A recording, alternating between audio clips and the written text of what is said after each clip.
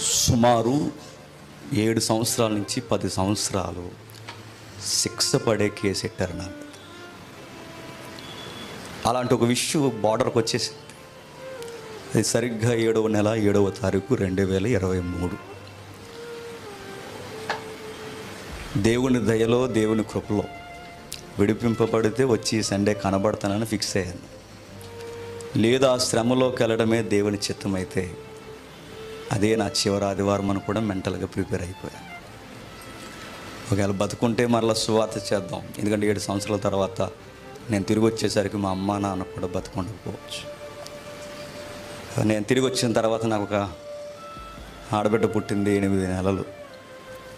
తండ్రి లేని బిడ్డగా మరి ఎలా పెరుగునో నాకు తెలియదు. 4 ఏళ్ళ నుండి నిందలు అనుభవిస్తూ నా భార్యగా ఆమె ఏమైపోయినా నాకు తెలియదు. నేను కొనుక్కున్న ఇల్లు ఏమైపోతుందో తెలియదు. అందరికన్నా ముందు నన్ను వెంబడించిన ఇంతమంది యవనస్తులు ఎలా చెదిరిపోతారో నాకు తెలియదు. ఇవన్నీ మైండ్లో పెట్టుకుని లాస్ట్ వీక్ అన్నమాట దేవుని చిత్తం అయితే మళ్ళీ వస్తా. అది చాలామంది అడిగారు సోషల్ మీడియాలో, అన్న మీ గురించి రకరకాల ట్రోల్స్ జరుగుతున్నాయన్న. మా కోపం వచ్చేస్తుంది, దాన్ని వివరణ ఇవ్వాలని ఉంది, మాకేం చెప్పాలో మాకేం అర్థం అవ్వట్లేదు, అసలు ఏంటన్న విషయం అని అడిగారు. తమ్ముడు, ఇది చెప్పే సందర్భం కాదు, చెప్పే ఒక రోజు వస్తుంది. ఆ రోజు మేము వివరిస్తాం, ఆ రోజు వరకు మేము ఏమి చెప్పలేం. మరొక విషయం ఏంటంటే ఇది జీవితాలకు సంబంధించింది. మేము నోరిప్పి మాట్లాడడం మొదలు పెడితే మరికొందరు జీవితాలు ఉండవు తమ్ముడు, అందుకే మేము చెప్పలేమన్నా. ఇక ఎలాగో చెప్పకుండా దాచేసిన విషయాలు, తప్పులు మావి లేకపోయినా నిందలు మేము భరిస్తూ 4 సంవత్సరాలు సుమారు మమ్మల్ని ఏడిపించేశారు. ఏం జరిగిందో జస్ట్ బ్రీఫ్గా అవుట్లైన్స్ చెప్తాను వినండి, ఎందుకంటే నాకు ఇలాంటివి చెప్పడం అంత ఇంట్రెస్ట్ ఉండదు. మాకేం చెప్పమంటే బాగా ఎగిరెగిరి చెప్తాను, కానీ ఇలాంటివి ఎందుకంటే మన గురించి మనం ఎక్కువ వివరించుకోవడం బాగోదు. ఒకరోజు చెప్తాను, అందరికీ లవ్ ఫీస్ట్ ఉంది. ఆ మాటకి చాలా భయపడిపోయారు. ఆ లవ్ ఫీస్ట్కి అందరినీ పిలుస్తాను. నిజంగా నా రోజు నా టెస్ట్ మని చెప్తాను. జస్ట్ ఇప్పుడు అవసరానికి ఈ సండేస్ ప్రత్యేకమైన సండే కనుక అవుట్లైన్స్ మాత్రం ఈ కేసు గురించి చెప్తాను, జస్ట్ వినండి. 4 సంవత్సరాల క్రితం అసలు నా లైఫ్ ఎలా ఉంటుంది, ఎంతమందికి సువార్త చెబుతానని అంతకుముందు నాకు తెలియదు. ఏదో వాక్యం నేర్చుకున్నాం, ఏదో వాక్యం తెలిసిన మాటలు కాస్తంత తెలిసిన ఆన్సర్ని అందంగా చెప్పడం మాత్రం వరం ఇచ్చాడు నాకు దేవుడు. అది చెబుతున్నప్పుడు చాలామందికి నచ్చుతుంది. మీరంటే ఈరోజు ఎంతమంది ఉన్నారు, కానీ ఆ రోజుల్లో మేము వెళ్ళే తరగతులు కానీ మేము బోధించే సభలు కానీ కట్టుకుంటే 10 మంది 20 మంది ఉండేవారు. సిమెంట్ రోడ్ మీటింగ్లు అన్నీ. అలాంటి మీటింగ్స్ పెట్టి తెరలు కట్టి కొంత సీనియర్ స్పీకర్స్ ముందు చెప్తుంటే ఎందుకు మరి దేవుడు నన్ను పిలుస్తున్నాడని నాకు తెలియదు. దేవుడు ఒక మనిషిని ఇలా వాడుకుంటాడని కూడా నాకు తెలియదు. నమ్మం అంతే దేవుడు. అలా జీవితం సాగుతూ ఉండగా ఒక్కసారిగా సువార్త వేగం పుంజుకుంది. ఏదేమైనా ఆనెస్ట్గా పనిచేస్తూ సువార్త చేయాలనేది ఒక డిగ్నిటీ. పగలంతా ఉద్యోగం చేసేవాడిని, రాత్రంతా మీటింగ్స్కి వెళ్ళేవాడిని. అలా వెళుతూ ఉండగా నా యవ్వన సాక్ష్యం మీద దెబ్బ కొట్టేశారు. రాజకీయాల్లో ఆస్తుల మీద కొడతారు, యాజకీయంలో క్యారెక్టర్ మీద కొట్టేస్తారు. సేవలు ఉండే రొంపు రాజకీయాలు నేను అనుకుంటాను ఇంకెక్కడ ఉండవేమో. నాకు ఈ మధ్య బాగా అర్థమైందండి. రాజకీయ నాయకులు ఆస్తుల కోసం కొట్టుకుంటారేమో, కానీ వీళ్ళండి ఈ సేవలోకి వచ్చి ఆస్తులు సంపాదించడానికి ఎదుటోడు క్యారెక్టర్ని మానసికంగా చంపేస్తారు. అలాంటి దెబ్బ నన్ను కొట్టేస్తారు. ఆ భయంకరమైన దెబ్బ ఎప్పుడైతే నాకు తగిలిందో అక్కడితో ఆగిపోలేదు. సువార్త మీద కొట్టారు, ఉద్యోగం మీద కొట్టారు, భవిష్యత్తు మీద కొట్టారు, మ్యారేజ్ లైఫ్ సెలబ్రేట్ చేసుకోకుండా కొట్టేశారు.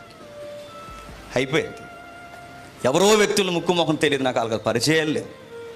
అటు నుంచి ఒక వీడియో మాట్లాడతారు, ఇటు నుంచి ఒక వీడియో మాట్లాడతారు, అటు నుంచి ఆడియో మాట్లాడతారు, ఇటు నుంచి వీళ్ళు ఎవర్రా అంటే అసలు సంబంధం లేని వ్యక్తులు. కానీ దాని వెనకాల ఎవరున్నారో నాకు బాగా తెలుసు. అయినా ఈ రోజుకి నేను గౌరవిస్తున్నాను. మాట్లాడేశారు, వీడియోలు పెట్టారు, ఆడియోలు పెట్టారు, మొత్తం మీద పెట్టి ఒక కేసు ఒక రోజు నా మీద బనాయించేశారు భయంకరంగా. దాని కుయుక్తితో ఆ కేసు నా మీద చాలా దారుణంగా బనాయించారు. సుమారు ఆ కేసు ఒక్కొక్క సెక్షన్స్కి, ఇదిగో మా అడ్వకేట్ గారు ఎక్కడ ఉన్నారు, ఈరోజు తీసుకొచ్చాను. ఒక్కొక్క సెక్షన్స్కి నాకు తగిలించిన సెక్షన్స్కి 3 years ఉన్నది, మరో సెక్షన్కి 7 years ఉంది. అంటే ఇది మిస్ అయితే అది తగులుద్ది, అది మిస్ అయితే ఇది తగులుద్ది. చాలా తెలివిగానే కుయ్యెత్తి పనిస్తారు పెట్టారు. సేవ జరుగుతుండగా సోషల్ మీడియాలో ఇష్టం వచ్చినట్టు మాట్లాడుతున్నారు. సమాధానం చెప్పండి, సమాధానం చెప్పండి. ఏమని సమాధానం చెప్పండి? ఎవరికైనా వివరించు, ఎంతమందికైనా వివరించు, ఏమని వివరించు? వ్యక్తిగత జీవితాల్లో జరిగిన ఈ చిన్ని గొడవని ఎంత దుమారం లేపినట్టు రేపేస్తే ఏమని వివరించు? ఎవరిని తప్పుబట్టి ఎవరిని తెర ముందుకు తీసుకొచ్చి నిలబెట్టు. మాకు ఆ ఇంకిత జ్ఞానం ఉంది, అందరినీ బయటెట్టి చెప్పే అంత మూర్ఖులం కాదు. సందర్భం వచ్చింది చెప్పకూడదు అనుకున్న మాట నేను చెప్పిన, నన్ను ఇంత బాధ పెట్టిన వ్యక్తి ఎవరైతే ఉన్నాడో ఆ వ్యక్తి ఒక రోజు నేను సభలో మాట్లాడుతున్నప్పుడు, ఆ సభలో టీడీపీ నాయకురాలు, ఆవిడ పేరు ఏదో పేరు మొన్నే పాలకొల్లో జరిగింది, ఆవిడ సభకు వచ్చింది. ఆ సభ నేను వాక్యం చాలా హిస్టారికల్గా చెప్పాను, ఆవిడకి నచ్చింది, అందరికీ నచ్చింది. సభ అయిపోయిన తర్వాత నన్ను ఇబ్బంది పెట్టిన వ్యక్తి యొక్క పాంప్లెట్ మొక్క సిరిగిపోయిన ముఖం నా కాలు దగ్గర పడదు. నిజంగా ఆ మొక్క నా దగ్గర పడుందండి. ఆ మొక్క నా దగ్గర కాలు దగ్గర పడి నా మనసు ఒప్పుకోలేదు, తట్టుకోలేకపోయిన. తమ్ముడు ఆ మొక్క తీసి నాకు ఇవ్వన్నాను. నన్ను కింద పడేయాలనుకున్నవాడు వాడు సిరిగి నా కాలు కింద పడున్న ఆ మొక్కను తీసి ఇదిగో ఈరోజు నా బైబిల్లో పెట్టుకున్నాను. అది నాకు దేవుడు నాకు ఇచ్చిన మనసు. మేము ఎవరిని పాడు చేయాలనుకోలేదండి. సరే ఏదో చేశారు, అయిపోయింది. ఆ కేసు పెట్టారు సరిగ్గా ఆగస్టు 15 అందరికీ స్వతంత్రం, నాకు జైలు. అదేంటంటే జైలుకి ఎలా వెంటనే పెట్టేస్తారంటే, కాస్త లా తెలిసిన వాళ్ళని అడగండి. ఈ కేసులు ఇంకెనక ముందు ఏం ఆలోచించరు, ముందు తీసుకెళ్ళి లోపల పెట్టేస్తారు. ఇలా ఎంగేజ్మెంట్ చేసుకున్నానండి. 3వ రోజు తిరగకుండానే నా భార్యతో మాట్లాడకుండానే నన్ను తీసుకెళ్ళి జైలు పెట్టేశారు. ఎంగేజ్మెంట్ చేసుకున్నది ఏమైపోవాలండి? ఆ జైలు గోడల చుట్టూ తిరిగేది. లోపల నేనున్నాను, బయట ఆవడం. ఎవరో పర్మిషన్ ఇచ్చేవాడు కాదు. తన వయసు చిన్నది, తనకు అర్థం కాదు. మా అమ్మకి అంత విషయాలు తెలియవు, మా నాన్నగారికి ఇలాంటి విషయాలు ఎప్పుడు ఫైట్ చేయలేదు. నా చుట్టూ ఉన్న వారికి ఇలాంటి కుయ్యుత్తులు ఎప్పుడు ఎవరికి తెలియవు. అయిపోయింది, లోపల పడేస్తారు. ఒకరోజు బయటకు వచ్చిన తర్వాత తమ్ముడు ఆ సీన్ మీకు ఇచ్చిన మాట చెప్పాలి. తమ్ముడికి వచ్చి ఎప్పుడైతే ఈ నింద నా దగ్గరకు వచ్చిందో అందరూ నాకు దూరం అవడం స్టార్ట్ అయ్యారు. నేను అబ్జర్వ్ చేస్తున్నాను. ఇప్పటి వరకు నా నాన్న వాళ్ళు జేమ్సా అని దూరం అయిపోయారు. ఆ టైంలో అందరూ నాన్నవారు నాకు ధైర్యం ఇస్తారు అనుకున్న వాళ్ళందరూ మెల్లగా జరిగారు. నాతో ఒకడు ఉన్నాడు, వాడే సురేష్. వాడు నేను ఒకే తల్లి గర్భాన పుట్టలేదేమో కానీ ఒకే దేవుడికి మాత్రం పుట్టామని గర్వంగా చెప్తాను. నేను రోజు అనపర్తి స్టేషన్లో నన్ను అరెస్ట్ చూపించారు. అక్కడి నుంచి ఎవరైతే పోలీస్ ఎస్కార్ట్ వచ్చిందో, ఇంకా బాధ ఏంటంటే వాళ్ళు నా బ్యాచ్మెంట్స్ ఎన్సీసీ దగ్గర నుంచి వాళ్ళు తీసుకెళ్తున్నారు ఎస్కార్ట్. వాళ్ళు ఫీల్ అవుతున్నారు, నా గురించి తెలుసు వాళ్ళకి. వాళ్ళు ఎస్కార్ట్లో నన్ను ఎంత నమ్మారంటే, మీ తమ్ముడు వస్తున్నాడుగా, మా బండి ఏమి ఎక్కరొద్దు కానీ మీ తమ్ముడు బండి ఎక్కి వెనకాల మేము వస్తాంలే అన్నారు. అంత నమ్మకం. నిజానికి పారిపోయే అవకాశం అది. ఎందుకు పరిగెట్టాలి? సావురేవో ఇంకక్కడో తెలుసుకోవాలంతే. తీసుకెళ్ళాడు. ఇక్కడే కోవిడ్ టైంలో జైలది. తమ్ముడికి నేను ధైర్యం చెప్పాలి ఇప్పుడు, ఎందుకంటే నేను లోపలికి వెళ్ళిపోతున్నాను. అరే నెక్స్ట్ నా తరపున నిలబడి మైక్ ఎట్టుకుని మాట్లాడేది ఎవరు ఉన్నారంటే నువ్వు. నేను వచ్చే వరకు కాస్తంత మాటలు ధైర్యం చెప్పి చుట్టూ ఉన్న సంఘాన్ని ధైర్యపరచాలరా, కొంచెం జాగ్రత్తగా ఉండు, రకరకాల ఫోన్ కాల్స్ వస్తాయి, నీకు ఇవన్నీ చెబుతున్నాను అని చెబుదాం అనుకున్నానండి. ఈ లోపల ఏమన్నారంటే గేట్ ఓపెన్ చేశారు. మీరు వెళ్ళి చూడండి జైలు గేట్లు ఎలా ఉంటాయో. ఆ గేట్ చూసే సగం చచ్చిపోతాం. ఆ గేట్ లోపలికి తీసుకెళ్ళి జస్ట్ నేను మళ్ళీ వస్తాగా, just Aadhaar card checking, Covid time కదా అనుకున్నాను. మళ్ళీ వచ్చి తమ్ముడికి పలకరిద్దాం అనుకున్నా. ఆ లోపల నన్ను తీసుకెళ్ళి తమ్ముడు 5 నిమిషాలు వస్తాను, ఆధార్ కార్డ్ చెక్ చేసి డిపార్ట్మెంటేగా లోపలికి వెళ్ళి నన్ను టక్కమని గేట్ వేసేసారు. తమ్ముడు గేట్ బయట తమ్ముడు ఉన్నాడు, గేట్ లోపల నేనున్నాను. లోపలికి వెళ్ళి నన్ను చొక్క ఇప్పుతారు, పుట్టుమచ్చలు ఎక్కడ ఉన్నాయో చూస్తారు. నేను ఎంత సిగ్గుమాలిన పరిస్థితులు చూడంటారు. ఏ జైలుకి అనేక సార్లు నేను ముద్దాయిని తీసుకెళ్ళానో అదే జైలుకి ఇప్పుడు నన్ను ముద్దాయిగా నిలబెట్టారు. లోపలికి తీసుకెళ్లారు, సట్టు ఇప్పారు. నాకు సట్టు ఇప్పుతున్నారు. ఇదంతా కాదు, ఇప్పుడు ఆడికి ఏం చెప్పలేకపోయినాడు. ఆడు బయట తిరుగుతున్నాడు. ఆ గేట్ కొడుతూ ఒకసారి డోర్ తీయండి సార్, మా ఆయనతో మాట్లాడతాను. అన్నయ్య అని ఒకసారి మాట్లాడని అంటే నేను లోపల ఉండి అంటున్నాను, నా తమ్ముడితో ఒకసారి మాట్లాడనివ్వండి సార్ అని. నాకు పర్మిషన్ ఇవ్వలేదు.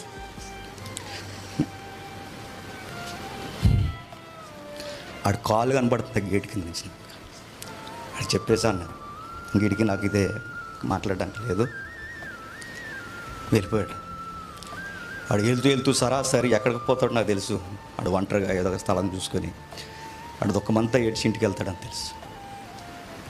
ఇలా అయిపోయిన తర్వాత సరిగ్గా 48 రోజుల తర్వాత బయటకు వచ్చాను. అప్పుడు పిచ్చుకొక్కలా తిరుగుతున్నారు నన్ను ఎలా బయటికి తీసుకురావాలని. నా కుడి భుజం శ్రీకాంత్ అన్నయ్య, నాకు ధైర్యం తమ్ముడు సురేష్. ఇప్పటివరకు మాట్లాడాడు కదా శ్రీకాంత్ అన్నయ్య. వీళ్ళిద్దరూ తిరుగుతున్నారు, నన్ను అందరూ చూడడానికి వస్తున్నారు, వీళ్ళిద్దరు రావట్లేదు. వాళ్ళిద్దరు ఏరని అడిగేవాడిని. అందరూ తెచ్చి పచ్చళ్ళు ఇచ్చేవారు, ప్యాకెట్లు ఇచ్చి, ఈ పచ్చళ్ళు ఎందుకు రాడి వాళ్ళు ఏరని అడిగాను నేను. వాళ్ళ ఏం జరుగుతుంది బయట, ఇప్పుడు ఇలా బంధించేశారు, ఏం జరుగుతుంది బయట. వచ్చారు, బేలు రాట్లా. ఫస్ట్ ఇబ్బంది అయిపోయింది, 10 రోజులు ఏదో ఇలా మూలుగుతున్నాను. తర్వాత నాకు కొంత సర్కిల్ ఫామ్ అయింది లోపల. నన్ను గుర్తుపట్టే వాళ్ళు లోపల ఉన్నారు. జేమ్స్ గారు మీరు ఎలా వచ్చారేటంటే, మీకు సువార్త చెప్పడానికి వచ్చానులే అన్న. ఇలా సాయంత్రం వేళ మీటింగ్లు పెట్టి వాళ్ళకి మీటింగ్ అంటే లోపల మీటింగ్ పెట్టి వాళ్ళకి ప్రార్థనలు పెడుతుంటే వాళ్ళు అన్నారు, అన్న మాకు బయట ఈ విషయాలు తెలిగితే మేము ఎక్కడ దాకా రాకపోతామేమో. అందులో లాయర్లు ఉన్నారు, స్టూడెంట్స్ ఉన్నారు, కాబోయే పోలీసులు ఉన్నారు. ఇలాంటి వాళ్ళు నాలాంటి పోలీసులు చాలామంది లోపల ఉన్నారు. ఏ గొడవలో పనికిమాల గొడవ లోపల పెట్టేస్తారు. వాళ్ళకి వాక్యాలు చెప్తున్నాను. ఇంకా బాధ అని చెప్పిన, రోజుకు ఒకడికి బెయిల్ వచ్చి వెళ్ళిపోతున్నాడు, కానీ నాకు బెయిల్ రావట్లేదు. నాకు స్నేహితులు ఒక రోజుకి గోడలే మిగిలిపోతాయి అనిపించింది నాకు. ఒక రోజు కట్టకట్టాలి. నా సాంగ్లో ఒక వీడియో ఉంటుంది, ఆ వీడియో ఉంటుంది, మీరు చూసారు లేదో. ఆ యోసేఫ్ గారిని కింద పడేస్తే ఇలా పట్టుకుని గట్టిగా అరుస్తాడు, చూసారా? సేమ్ సీన్ అండి నా లైఫ్లో. ఆ లోపల పడిపోయిన తర్వాత అక్కడ కూర్చున్నాను, ఇంక అందరూ వెళ్ళిపోతున్నారు. ఒకడు వన్ నాకు తోడున్నవాడు కూడా వెళ్ళిపోతున్నారు, అందరూ వెళ్ళిపోతున్నారు, నేను వెళ్ళట్లేదు. నేను అనుకున్నాను బయట నా కోసం తిరుగుతున్న వీళ్ళని కూడా బంధించేసి ఉంటారు, అయిపోయింది, ఏదో జరిగిపోతుంది బయట. తర్వాత నన్ను ఆదరిస్తారు అనుకున్న వాళ్ళు బయట లోపలికి వచ్చి వాళ్ళు ఏమన్నారంటే, నిజంగా అలా అనకూడదండి, వాళ్ళు ఎందుకన్నారో నాకు తెలియదు. నీ స్నేహితులు నిన్ను మోసం చేశారు, నీ బంధువులు నిన్ను మోసం చేశారు, నీ సంఘస్థుల్లో కొందరు వ్యక్తులు కావాలనుకున్నవారు నేను పట్టించుకోవడం మానేశారు. ఏం సాధించావు జేమ్స్ అని అడిగారు. ఆ మాటకు బతకమని చచ్చిపోమన్నాడు నన్ను.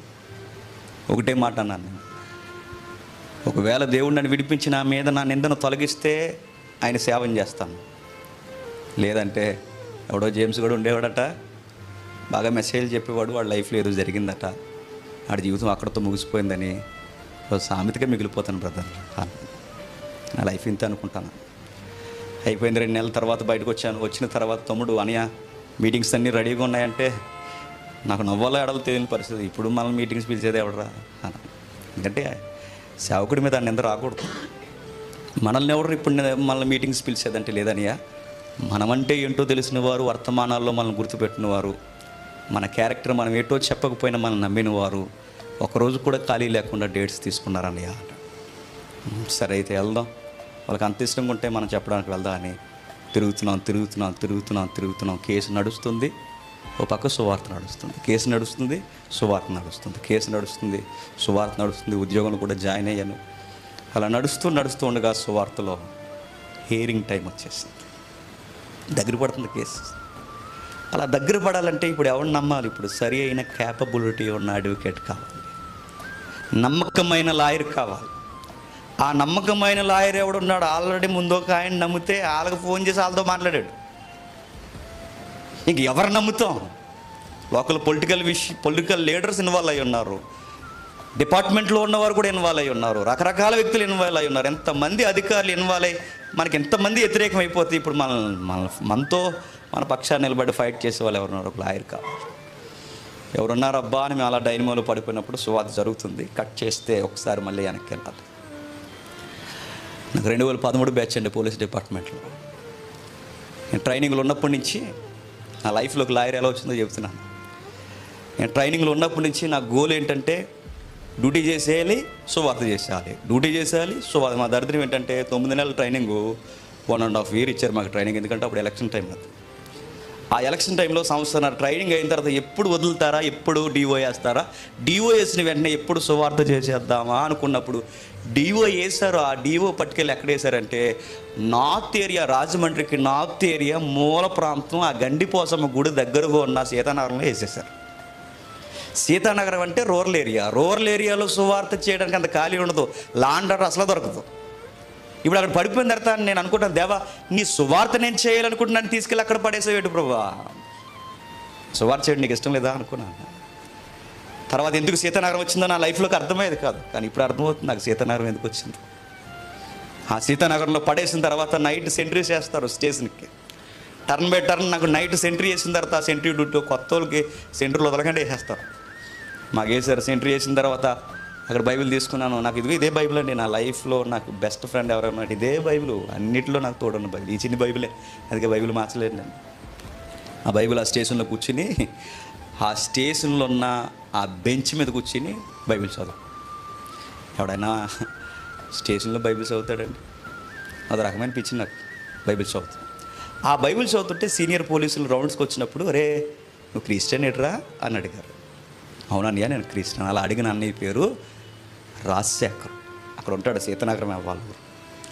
అలా అడిగిన తర్వాత అవునన్నయ్య అంటే, ఆ తర్వాత 5 సంవత్సరాలు డివో అయిపోయింది. మరలా నేను సిసిఎస్ డివో టౌన్కి వచ్చాను. ఎందుకంటే టౌన్కి వస్తే షిఫ్ట్ డ్యూటీలు ఉంటే సువార్త చెప్పొచ్చు. నా తాతహాలు అదే. ఆ షిఫ్ట్ డ్యూటీ రావాలనే స్పెషల్ టీంలోకి వెళ్ళిపోవాలని గ్రేహౌండ్స్ కూడా వెళ్ళిపోయాను నేను. ఆ గ్రేహౌండ్స్ తీసి వచ్చి ర్యాపిడ్ ఫోర్స్కి వెళ్ళి సిసిఎస్లోకి వెళ్ళి ఇలాంటి సైడ్ వింగ్లు ఏమన్నా ఎత్తుక్కునేవాడిని. ఆ లోపలికి వెళ్ళిన తర్వాత సిసిఎస్లోకి వచ్చాను. అమ్మయ్య జరుగుతుంది అనుకునే సేవ అనుకుంటున్నా. అప్పుడే ఇన్నోవా క్రిస్టా 2.4G దమ్మున్న బండి టొయోటా అప్పుడే మా చేతుల్లోకి వచ్చింది. ఆ బండి రావడం, యాగం పెంచడం, తిరగడం, ఈయన గారికి పెళ్ళి లేవు, పెటాకులు లేవు, నాకు పెళ్ళి లేవు, పెటాకులు లేవు, అప్పటికేమీ లేవు. అప్పుడు గొడవ చెప్తున్నా. ఏమీ లేనప్పుడు తినడం, పరిగెట్టడం, సువార్త చెప్పడం ఇలా చెబుతూ ఉండగా ఆ టైంలోనే ఎంగేజ్మెంట్ జరిగింది. అమ్మయ్య సువార్త బాగా జరుగుతుందనుకున్న టయానికి అరెస్ట్ చేస్తారు. తర్వాత బయటకు వచ్చిన తర్వాత ఏం జరిగిందంటే, ఈ తమ్ముడు మీటింగ్స్ సెట్ చేసి ఉంచాడుగా, మీటింగ్స్కి వెళ్తున్నాను.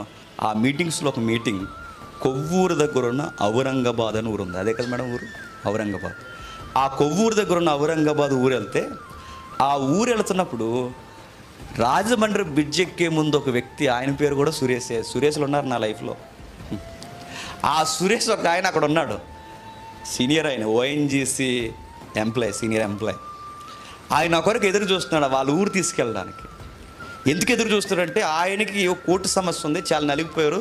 ఆ గొడవలు ఆయన చేయి నరికేశారు, చేయి కూడా ఊడిపోయింది. ఆయనకి ఇలా పెద్ద ఘాటు ఉంటుంది, మొత్తం కత్తి ఘాట్లు ఉంటాయి, పెద్ద ఏవో గొడవలు అయ్యి. ఆ గొడవల మధ్య ఆ కోర్టు సీన్లో ఆయన నడుస్తున్నాడు. ఆయన కోర్టు గొడవ కూడా ఫైనల్ హియరింగ్కి వచ్చేసింది, జడ్జిమెంట్ టైంకి వచ్చింది. ఆ టైంలో ఈ దెబ్బలు తినేసి, జీవితంలో అన్ని విధాలుగా దెబ్బలు తినేసి, ఓఎన్జీసీ జీతం బాగా వచ్చినప్పుడు బాగా తాగి తందనాడు ఏవో చేసినప్పుడు, అలా టైంలో ఈ దెబ్బలు తిని జీవితంలో చిరిగిపోయాక జీవితం మీద ఆశ చచ్చిపోతున్న టైంలో మన వాక్యాలు వినడం స్టార్ట్ చేశాడు. ఆ వాక్యాలు విన్నప్పుడు అప్పుడప్పుడు మధ్యలో నేను పదం అనేవాడిని, నేను పోలీస్ డిపార్ట్మెంట్లో పనిచేస్తున్నాను. ఆ పాయింట్ అని పట్టుకుని ఈ రాజశేఖర్ అనే పోలీస్ ఎవరైతే సీతానగర్లో ఉన్న ఆయన ఉన్నాడో ఆయనకి ఫోన్ చేసి, మీ డిపార్ట్మెంట్లోనే ఎవరో జేమ్స్ అంటే భలే చెప్తున్నాడు వాక్యాలు, బావా ఆ అబ్బాయి నీకు తెలుసా, ఒకసారి పరిచయం చేయంటే, అరే ఆ అబ్బాయి నాకు తెలియపడం ఏంట్రా, ఆ అబ్బాయికి సీతానగర్లో ట్రైనింగ్ ఇచ్చింది నేనే అన్నాడు. అయితే ఒక్కసారి నాకు పరిచయం చేయి, ఔరంగాబాద్ వస్తున్నాడు, నా పేరు చెప్పు, నేను రిసీవ్ చేసుకుంటాను, నేను తీసుకెళ్తాను, ఇంటికి ఒకసారి రమ్మని చెప్పని ఆయన కాంటాక్ట్ అయ్యి ఆయన ద్వారా నాకు వస్తే రాజశేఖర్ అనే పేరు చెప్పాడు కాబట్టి నమ్మాను, లేదా నమ్మకపోతుంది నేను. ఎప్పుడైతే ఆ కారు ఎక్కిన తర్వాత ఆయన అన్నాడు, మా బావ ఒక విషయం చెప్పాడన్నా, మీరు ఒక కోర్టు సమస్యలో నడుస్తున్నారంట కదా, మీరు ఏమనుకున్నంటే లాయర్ని మీరు ఎవరు నమ్ముతున్నారో లేదో నాకు తెలియదు, కానీ నేను నిజంగా చెప్తున్నాను, మీ వెనకాల చాలా మినిస్ట్రీ ఉంది, మీకు ఏమని అయితే మీ అనుకున్న వాళ్ళందరూ ఎగిరిపోతారు.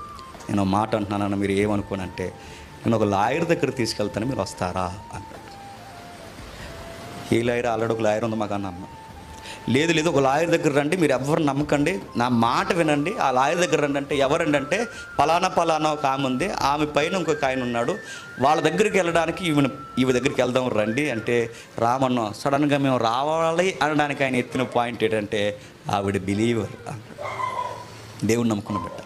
అప్పుడు వరకు వెళ్ళనన్న మేము ఆమె దగ్గరికి వెళ్ళి, ఆమె పేరే మేము ముద్దుగా పిలుచుకునే పేరు డింపుల్ మేడం, అది ఆవిడకి వచ్చిందిగా. ఆవిడ మీరు గుర్తించలేదో, సెమినార్లో చాలామంది మేము హైలైట్ చేయలేదు ఆవిడని కావాలని, ఎందుకంటే ఇంత బరువు ఆవిడ మీద ఉంది, అవసరమైతే ఇప్పుడు ఈ కేసు విషయంలో ఫైట్ చేస్తున్నారు కనుక ఆమెకు కూడా మా వాళ్ళ లైఫ్ థ్రెట్ రావచ్చు అని సెమినార్లో సండే స్కూల్ పిల్లలకు పాటలు పాడి కొన్ని ఈవెంట్స్ చేయించిన ఆవిడ వన్ ఆఫ్ ది మెంబర్. ఆవిడ కూడా ఎవరికి తెలియదు, సెమినార్లో ఉంది ఆవిడ, చెప్పలేదు ఎవరికి మేము. ఆ తర్వాత డింపుల్ మేడంకి ఎప్పుడైతే పరిచయం చేశారో నాకు ఆవిడ కూడా నమ్మాలనిపించలేదు. ఎగదిగా చూస్తున్నాం, సరే కేసు అంతా చదివింది. ఆవిడ కూడా మమ్మల్ని కూడా వెంటనే నమ్మేది కదా. ఆ కేసు అంతా చదివిన తర్వాత ఆవిడ కూడా ఒక మాట ఉంది, అయ్యో మీకు చాలా అన్యాయం జరిగిందండి, ఈ విషయంలో మీకు గైడ్లైన్స్ ఇస్తున్నాను, మీరు ఏం చేస్తారు, ఇప్పుడు ప్రస్తుతానికి వాయిదాలు ఎలా జరిగినా పర్లేదు కానీ వాదోపవాదాలు వచ్చే సమయానికి మాత్రం సరే ఏం లాయర్ని పెట్టుకోండి, లేదంటే ఇది చాలా ప్రమాదకరమైన కేసు అని చెప్పేసింది. లైఫ్ ఎగిరిపోయే కేసు సార్, మీరు ఏమనుకుంటారు అనుకోండి. అలా తిరిగి ఇలా తిరిగిన తర్వాత ఒక మాట అన్నా, మేడం ఎవరెవరో కాదు మేడం, ఆ కేసు ఏదో మీరే చేయండి, ఉంటాం లేకపోతాం అని మేడం చేతుల్లో పెడితే మేడం ఆవిడ ఒకటి అంది, నాకు ఇవ్వండి కూడా అడగలేదు, మీరు ఇందు నుంచి బయటకు రావాలని మాత్రమే అడిగింది.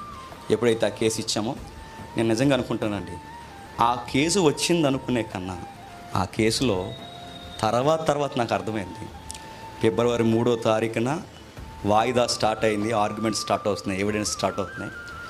ఆ రోజు నాకు అర్థమైందండి, వీళ్ళ అడ్వకేట్ గారు అంటే వీళ్ళ సీనియర్ గురువు గారు మేడం గారు వారు వాదోపవాదాల్లో లేదా అక్కడ సాక్షుల్ని వారు చేసే క్రాస్ క్వశ్చన్ కానీ వారు ఎత్తే పాయింట్స్ కానీ చూస్తున్నప్పుడు మాకు అనిపించింది, సరైన లాయర్ దగ్గరికి వచ్చామబ్బా అని. వాళ్ళు ఎత్తే పాయింట్స్ చూస్తుంటే అసలు ఎదుటోళ్ళకి ఇంకా మైండ్ బ్లాక్ అనమాట. అలాంటి పాయింట్స్ ఎత్తి మాట్లాడుతున్నప్పుడు అప్పుడు అర్థమైంది. ఆ తర్వాత సోషల్ మీడియాలో ఏదైనా వస్తుందంటే ముందుగా స్పందించే ఆవిడ ఎవరో చెప్పనా, డింపుల్ మేడమే స్పందించింది. మాట్లాడితే ఏదైనా సీమ సిటిక్కమంటే వెంటనే ఫోన్ వెళ్ళిపోయింది మా దగ్గర. లాయర్లకి వెంటనే ఫోన్ చేస్తే ఏమంటారండి, పని పట్ల ఆత్మాలు చేయకంటారు. కానీ మాకేమని కూడా చెప్పండి, మాట్లాడితే ఫోన్ లేదు, ఆవిడ మాకు ఫోను, తెల్లవారు రాత్రి లేదు, అర్ధరాత్రి లేదు, ఫోన్ మీద ఫోను. మాకు చివరికి ఎలా అయిపోయారంటే కుటుంబ సభ్యులు ఎలా అయిపోయింది, చివరికి ఎంతగా వినవాళ్ళు అయిపోయారంటే ఆవిడ ఒక తమ్ముడుకు అన్నకు తన సొంత అన్నకి జరిగితే ఎంత విలవిల్లాడిపోద్ది అన్నిసార్లు నాకు ఏ విషయంలో ఏడిసిందని నాకు కూడా అప్పటికి. ఒకరోజు ఇంగ్లీష్లో ఆర్గ్యుమెంట్ చెప్పాలన్నమాట. కోర్టు అంతా ఉన్నారు, సీనియర్ లాయర్స్ అందరూ ఉన్నారు, మేడం నిలబడిన తర్వాత అంతకుముందు ఆవిడ వస్తా పోతున్నప్పుడు వస్తుంది వెళ్తుంది అనుకుంటారు, ఇది అదో రకం ఉంటుంది కదండి ప్రతి ఫీల్డ్లోని. ఆ తర్వాత అక్కడ నిలబడిన తర్వాత ఆవిడ ఆర్గ్యుమెంట్ చేస్తున్నప్పుడు ఆ కేసు ఎక్స్ప్లెనేషన్ ఆవిడ ఇంగ్లీష్లో ఇచ్చి ఆ ఫ్లో ఉన్నది చూసారా, జడ్జి గారు ఫిదా అయిపోయారండి. జడ్జి గారే కదండి, అక్కడ సీనియర్స్ అందరూ ఒక్కసారి అప్పటి వరకు తక్కువగా చూసిన ఆమెని నోరెళ్ళబెట్టి గౌరవించడం స్టార్ట్ చేశారు. నాకు మైండ్ బ్లాక్ ఏంటి కూడా సరదాగా తిరిగి ఇంత సబ్జెక్ట్ లోపలెట్టుకుందా అని సరదాగా ఉందనుకున్నా కానీ ఆవిడ కొట్టిన దొలగొట్టేసరికి కేసులో ఒక్కొక్క పాయింట్ లూప్ హోల్స్ లేకుండా ఆ ఎక్స్ప్లెనేషన్కి జడ్జి గారికి చాలా బాగా నచ్చింది. ఆ రోజు డిసైడ్ అయిపోయాం. ఆవిడ చాలా ధైర్యం వచ్చేసింది, వాళ్ళ కేసు స్టేటస్ తెలిసిపోద్ది. ఆ కేసు స్టేటస్ని బట్టి ఆవిడ అనేసేది, మీరు ఏం కంగారు పడకండి, మనం ఫిబ్రవరి 3వ తారీఖునే గెలిచేసాం అని. ఇక్కడ అప్పుడు గోజాక్సే అయ్యింది, అప్పటికే గెలిచేసామనేవారు. ఆ తర్వాత ఏం జరిగిందంటే ఆ తర్వాత జరుగుతున్నప్పుడు మరలా 7/7/2023 మొత్తం 2023 కలిపినా మళ్ళీ 7 నా లైఫ్కి 3 ఏళ్ళు 4 ఏళ్ళు ఏడిచానని మొత్తం సంపూర్ణ చేయడానికి 7/7/2023 మొత్తం సంపూర్ణ సంఖ్య. ఆ రోజు జడ్జిమెంట్ డే, మొన్నే శుక్రవారం లోపలికి వెళ్ళాము, జడ్జిమెంట్ చెప్పారు. ఆ జడ్జిమెంట్ చెప్పిన తర్వాత రిజల్ట్ వచ్చింది. ఇప్పుడు మనం ఆలోచించాల్సిన విషయం, ఒకప్పుడు నేను సీతానగరం ఎందుకు వెళ్ళాను నాకు తెలియదు, ఇప్పుడు నాకు అర్థమవుతుంది. ఆ రోజు నేను సీతానగరం వెళ్ళకపోతే నైట్ డ్యూటీ లేదు, నైట్ డ్యూటీ లేకపోతే ఆ సీనియర్ పోలీస్ ఎవరో నాకు తెలియదు, ఆ సీనియర్ పోలీస్ ఎవరో నాకు తెలియకపోతే కొవ్వూరులో ఉన్న సురేష్ ఎవరో కూడా తెలియదు, కొవ్వూరులో ఉన్న సురేష్ ఎవరో తెలియకపోతే డింపుల్ మేడం ఎవరో తెలియదు, డింపుల్ మేడం ఎవరో తెలియకపోతే ఈరోజు నేనన్నవాడిని లేదు. నేను అనుకుంటానండి, భవిష్యత్తును చూసిన దేవుడు నాకు గాయం తగలక మునిపే వీడికి గాయం కాబోతుందని ముందే నన్ను తీసుకెళ్ళి ఎక్కడ పడేసాడో తెలుసా, అదండి మన దేవుడు. నాకు ఒక ఇబ్బంది రాబోతుందని ముందే ఎరిగిన దేవుడు. మనకు అప్పటికి అర్థం అవ్వలేదు, ఇప్పుడు అర్థమవుతుంది. ఆ రోజు సీతానగరం అనే ఒక ఆ రోజు ఆ పరిస్థితి లేకపోతే ఈరోజు మేడం లేదు. తీసుకొచ్చారు. ఆ తీసుకొచ్చిన తర్వాత ఆ కేసు అంతా లోపలికి వెళ్ళాను, పిలిచారు జడ్జి గారు. పిలిచేలా అన్నారు, నీ మీద ఆరోపింపబడిన విషయాలు సరి అయిన ఆధారాలు నిరూపణ రుజువు చేయబడలేదు కనుక ఈ కేసుని తప్పుడు కేసుగా కొట్టి నిర్దోషిగా నిన్ను వదిలేస్తున్నాం అన్నారు. అలా చెప్పారు. చెప్పిన వెంటనే పక్కన మళ్ళీ ఒకరే ఉంటారు నా పక్కన, ఎవరు చెప్పండి, ఉంటే ఆయన లేకపోతే ఈయన. బయటకు వచ్చాను, అప్పుడు వచ్చేటని అన్నాడు, చూస్తున్నాడు. అయిపోయిందిరా, సమాప్తి ఓగయా. సెకండ్ ఇచ్చాను, మేడం వచ్చింది, మేడం సెకండ్ ఇచ్చాం. కింద అన్నలు అందరూ ఎదురు చూస్తున్నారు. అందులో ఉన్న అన్నలు ఎవరంటే తమ్ముడు సురేష్ ఉన్నాడు, శ్రీకాంత్ అన్న నాతో పాటు, శ్రీకాంత్ అన్నాడు, వీళ్ళతో పాటు ప్రసాద్ అన్న, దొడ్డా ప్రసాద్ అని తెలుసు కదండి. ఆయన గురించి నేను లవ్ ఫీస్ట్లో చెప్తాను, ఇప్పుడు టైం లేదు, మనం వాకింగ్ చెప్పుకోవాలి. దేవుడు సీ అంటాడు ఇవన్నీ చెప్పుకుని కూర్చుంటే. దొడ్డా ప్రసాద్ అన్న, అభి తమ్ముడు, లారీ ప్రసాద్ అన్న, ఒక ప్రసాద్ అన్న, ఆయన పేరే లారీ ప్రసాద్, అలా పెట్టుకుని ఇద్దరు ప్రసాదులు ఉన్నారండి. లారీ ప్రసాద్ అన్న, బాబ్జీ అన్న, వీళ్ళందరికీ సేవకుడైన సాగోలు పాస్టర్ గారు పౌల్ అన్న, వీళ్ళందరూ కింద ఉన్నారండి. ఇంకా చాలామంది అన్నలు ఉన్నారు, పేర్లు నాకు గుర్తురాట్లేదు. వీళ్ళందరూ కింద రెడీగా ఉన్నారు. నేను కిందకి టకటక దిగొచ్చాను. సరిగ్గా 4 గంటలకు కావాల్సిన జడ్జిమెంట్ 1 గంటకే 1 గంటకే జడ్జిమెంట్ ఇస్తారు. కిందకు వచ్చాను. కిందకు వచ్చిన వెంటనే అని వచ్చేటంటే ఇలా కేసు కొట్టేశారు. వచ్చాను అనగానే వెంటనే గల్లు నేర్చేశారండి అందరూ. వెంటనే ఏడ్చేశారు అందరూ, అన్నలు ఏడుస్తున్నారు. వెంటనే మోకాళ్ళు వేశారు. మోకాలు వేసి నన్ను ఎలాంటి వాళ్ళు దేవుడు నాకు అనుగ్రహించాడు చూడండి. వాళ్ళ ఇంట్లో ఒక మనిషికి జరిగితే ఎంత బాధపడతారు, అంతంత పెద్ద పెద్ద వ్యక్తులు ఒకేసారి ఏడ్చి అక్కడే మోకాళ్ళు వేసి వెంటనే దేవుని స్తుతించి ఆ కోర్టు ప్రాంగణంలోనే ప్రార్థన చేశారు. ఆ ప్రార్థన చేసిన వెంటనే అందరం ఏడుస్తున్నాం, అందరం బాధపడుతున్నాం. చూసేవాళ్ళు అనుకున్నారు ఏదో సెక్స్ అడిపోయింది అనుకున్నారు. సెక్స్ అడిపోయి కాదు, చెప్పండి, మీకు పడింది రంగు, ఇది అయిపోయింది అనుకుంటున్నారు. కానీ మా ఆనంద బాష్పాలు ఏడుస్తున్నాం. ఆ సమయంలో నాకు ఇష్టమైన తల్లి ఈ కేసు మొదటి నుంచి నా కొరకు ఉపవాసాలతో, ఆవిడ షుగర్ ఉన్న ఏడుస్తూ ప్రార్థన చేసే తల్లి. ఆవిడ పేరు చెప్పొద్దంటది గుంటూరులో, ఎందుకంటే ఆవిడకి ఇబ్బంది ఉంది. ఆ గుంటూరులో ఒక అమ్మ ఉంటుందండి. నేను వాయిదాకి వెళ్ళి వాయిదా నుంచి మళ్ళీ బయటకు వచ్చే వరకు ఏమీ తిందండి, పచ్చి మంచినీళ్ళు కూడా తాగదండి. అలా వచ్చేంత వరకు ఆ మోకాల మీద ఉండి నాన్న బిడ్డ వచ్చాడా అని అడిగాడు. వచ్చాము అన్నప్పుడు మాత్రమే తినేది. తమ్ముడు ఫోన్ చేసి గుంటూరు అమ్మ లైన్లో ఉందనియా అన్నాడు. ఫోన్ ఇచ్చాడు. ఫోన్ ఇచ్చిన వెంటనే నా కొడుకు నవ్వుతున్నాడని ఏడుస్తుంది అయ్యప్ప నుంచి. ఆవిడ ఏడుస్తుంటే నాకు ఏడుపు వచ్చేసింది. నా కొడుకు నవ్వాలి, ఈ నవ్వు కొరకే ఈ తల్లి ఏమైపోయినా పర్లేదని ఉపవాసంతో ఏడుస్తున్నాను. ఒక సొంత కొడుకు ఎలా ఏడుస్తారో సొంత కొడుకు కొరకు అంతలా ఏడ్చిందండి. ఇలాంటి తల్లు ఈ తల్లు ఉందేమో కానీ నా మీద ఈ నింద పడిన తర్వాత ఏడ్చిన తల్లులు చాలామంది ఉన్నారు. యుఎస్ఏలో ఒక అమ్మ ఉంది. ఆ అమ్మ నాకు స్టార్టింగ్లో నా మీద ఈ నింద పడినప్పుడు ఎంత కుమిలిపోయిందో, ఎస్తేర్ ఆవిడ పేరు, ఎంత ఏడ్చిందో, ఎంతమంది సహోదరుమల్ని ఏడ్చారో, ఎంతమంది అన్నలు ఏడ్చారో, ఎంతమంది కుమిలిపోయారు. ఇలాంటి నింద వేస్తున్నారు ఇటు ఉపవాసాలతో ప్రార్థన. ఒకరోజు మా ఇంట్లో మా ఆవిడని అడిగాను, మనం అందరం భోజనం చేస్తున్నాం, మీ అమ్మ ఎందుకు భోజనం చేయట్లేదని అడిగాను. మా అత్తగారు మెల్లగా చెప్తుంది నాకు, నీకు ఏసయ్యే వరకు పగటి వేళ భోజనం చేయదంటండి అని. అలాంటి అత్తను కూడా దేవుడు నాకు ఇచ్చాడు. పగలంతా ఎందుకు భోజనం చేయట్లేదు అనుకున్నాను, పగలంతా ప్రార్థన చేస్తుందట, భోజనం మానేసిందట.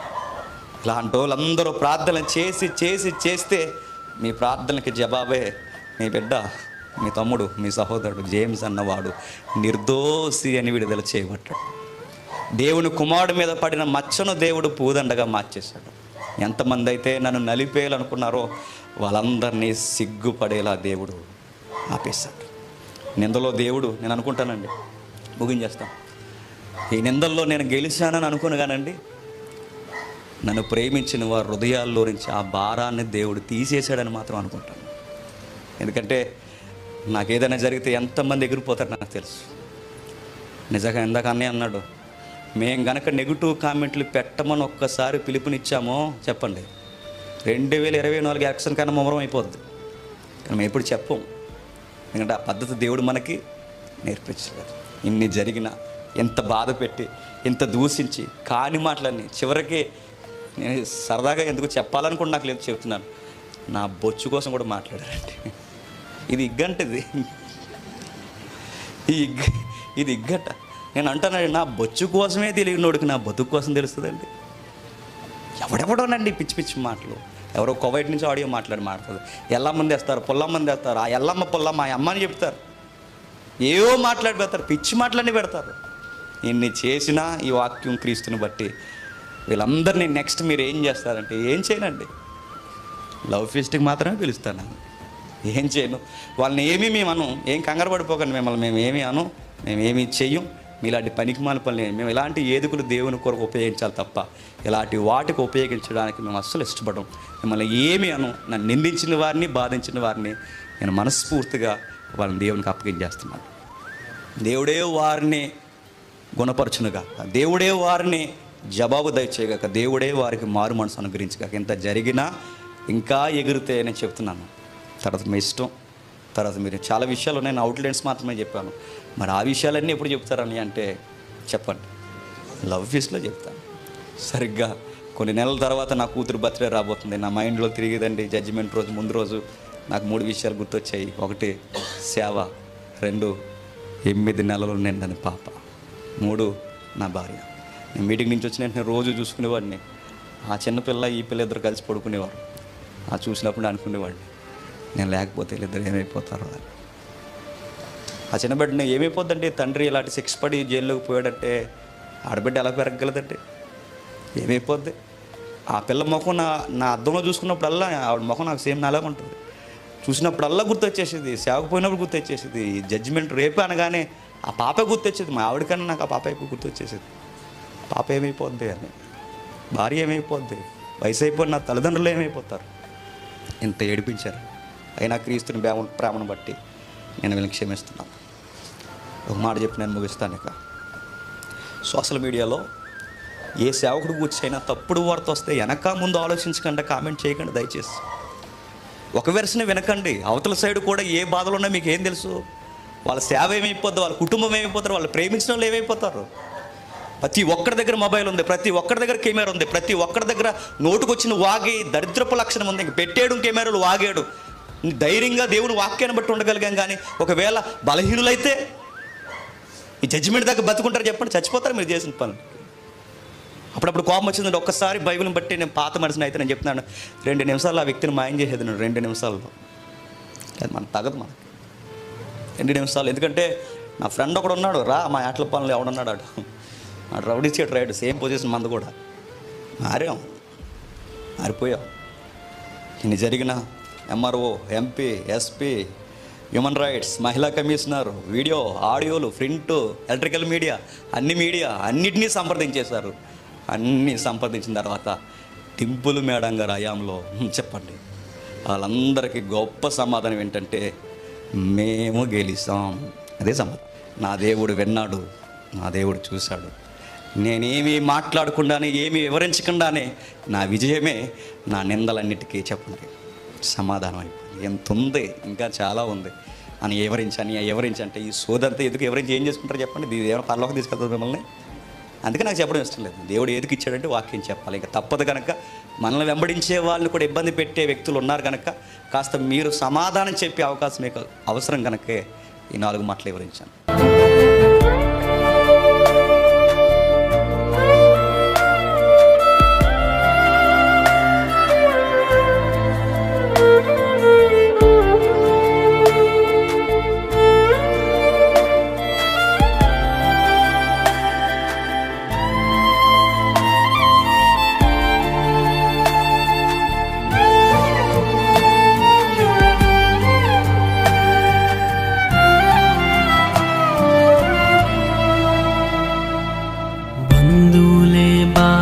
చెడబాసిన నా వారే నన్నే అమ్మేసిన, బంధువులే బాధించెడబాసిన నా వారే నన్నే అమ్మేసిన, స్నేహితులే చూడనట్టు వెళ్ళిపోయిన, నన్ను ఒంటరిని చేసి రాళ్ళు రూపిన, స్నేహితులే చూడనట్టు వెళ్ళిపోయినా, నన్ను ఒంటరిని చేసి రాళ్ళు రూపినా, నా జీవితమే నీదేనయ్యా, నాకంటూ ఏమోతయ్యా,